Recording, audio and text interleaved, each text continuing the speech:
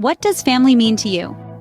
It's time to ponder as we introduce International Day of Families, a beacon founded by the United Nations in 1994, championing the pivotal role of families. Families, traditional or non-traditional, are the cornerstone of our society.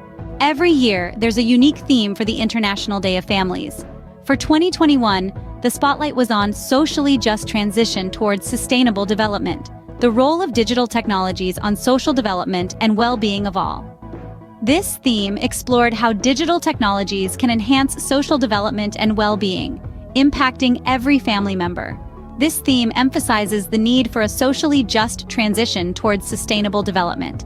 As we celebrate this special day, let's remember the pivotal role families play in our lives and society. They shape us, they guide us, they provide us with a sense of belonging. Let's strive to protect and strengthen these bonds, these precious ties that make us who we are. As Michael J. Fox once said, family is not an important thing, it's everything. So go ahead, cherish and celebrate your family today and every day.